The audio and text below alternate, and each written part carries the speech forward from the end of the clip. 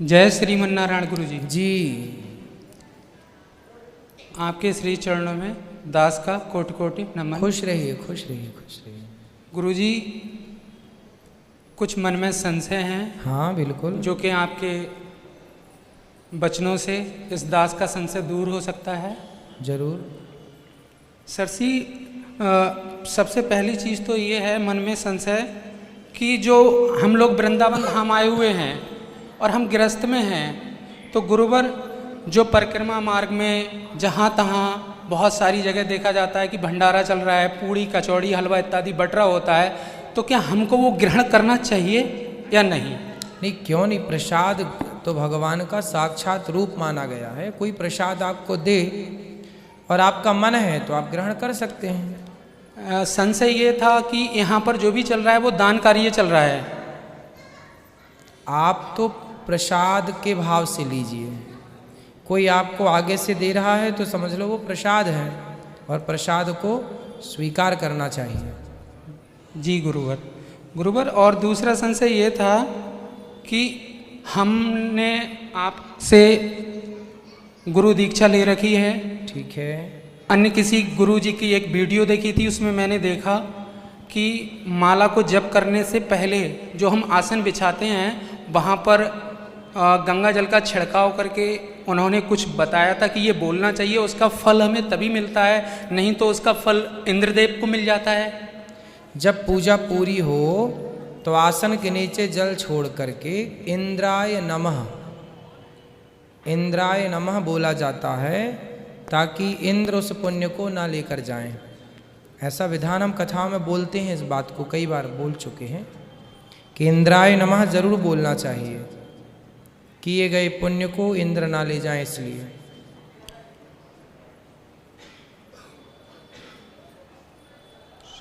और गुरुवर, एक संशय ये था कि जो हम मंदिर में और जो ठाकुर जी के दर्शन करते हैं तो बहुत से भक्त और श्रद्धालुओं के लिए देखा जाता है कि वो ठाकुर जी के दर्शन करते समय उसी समय अपनी आँखों को बंद कर लेते हैं। बंद आँखों को रखने के बाद वो कुछ ना कुछ मन्नत मांगना, बोलना इत्यादि कार्य करते हैं।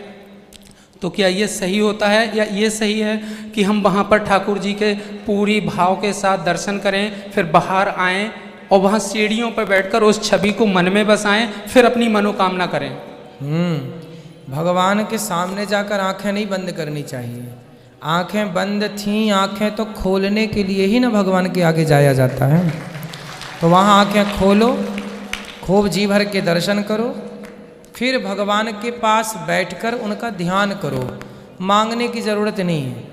एक बात बताएं, आप बोलना कुछ मत, जो आपके अंदर है बस वो सोच के जाओ। बिहारी जी के चरणों में जाओ, केवल दर्शन कर लो और जो है वो अंदर ही रखो। अंदर की आवाज को सुनते हैं तो भगवान तो अंदर की आवाज़ सुन लेते हैं।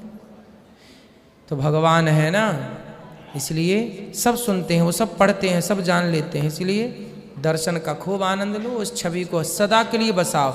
घर में जाओ, बिस्तर पर बैठे बैठे भी उस छवि का ध्यान करो कि हम वृंदावन में ही दर्शन कर रहे हैं। हम कई बार कथा में ध्यान समझाते हैं, यही सब तो बताते हैं ध्यान में कि आँख आपके घर से आपको वृंदावन लेके आते हैं ध्यान के माध्यम से।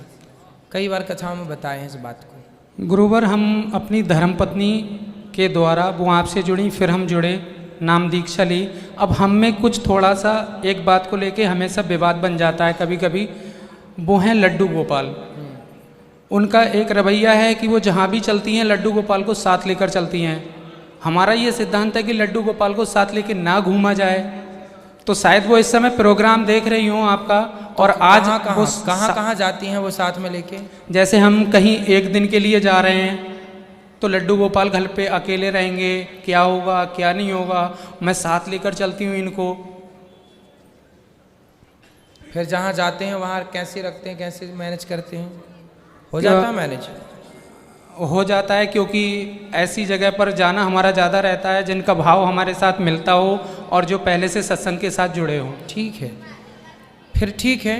बस इसका ध्यान रखा जाए कि कहीं भी होटल ढाबा में बैठ के ना खाने लग जाओ, कहीं उनको जो खा रहे हैं वो ये जूठे आप नहीं, मतलब लोग कुछ लोग भाव अच्छा होता है, भाव सबके अंदर होना चाहिए, पर कुछ लोग क्या करते हैं कि लड्डू गोपाल जी को लिए बगल में बिठाए, उसी हाथ से खुद खा रहे हैं, उसी जूठे हाथ से भगवान जी को खिला रहे हैं। ये सब चीज़ें गलत हैं उन लोगों के लिए जो ऐसा करते हैं। बाकी आपका भाव तो पवित्र है।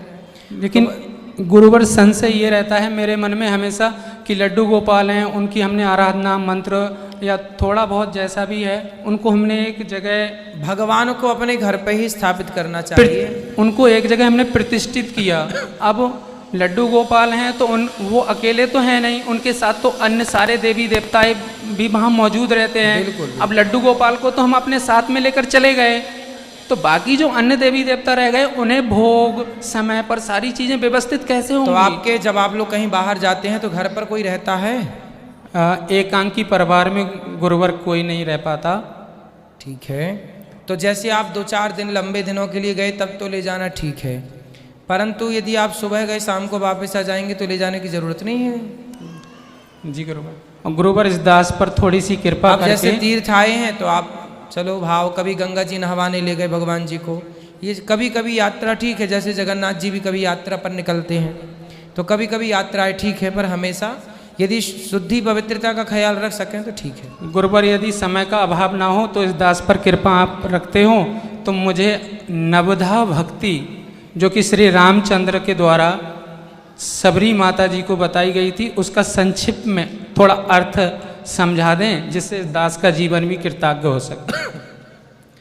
प्रथम भगति संतन कर संगा, दूसरे रति मम कथा प्रसंगा, गुरुपद पंकज सेवा, तीसरी भगति अमान, चौथी भगति गुण गण, करहि कपट तजिगान, मंत्र जाप मम दृढ़ विश्वासा, पंचम भजन सुवेद प्रकाशा, सठ दम शील विरत बहु कर्मा, निरत निरंतर सज्जन धर्मा, सातव सम मोहिमय जग देखा, मोते संत अधिक कर लेखा, आठव जथा लाभ संतोषा, सपने हो नहीं देखहीं पर दोषा, नवम सरल सब सन छलहीना, मम भरोस ही हरस न दीना, नवमहु एकहु जिनके होई, नारी पुरुष सचराचर कोई। पहली भक्ति प्रथम भगति संतन कर संगा, संतों का संग करना, कथा सुनना पहली भक्ति है। भगवान के चरणों में प्रेम होना दूसरी भक्ति है। गुरु चरणों की सेवा करना तीसरी भक्ति है। भगवान को कथा सुनाना, भक्तों को कथा सुनाकर उनकी सेवा करना चौथी भक्ति है। भगवान का नाम जपना विश्वास के साथ पांचवी भक्ति है।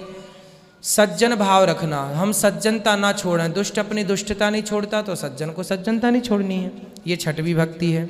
सब में भगवान को देखना है, सातवीं भक्ति है। सब भगवान है, आप भगवान, सब सिय राम मैं सब जग जानी।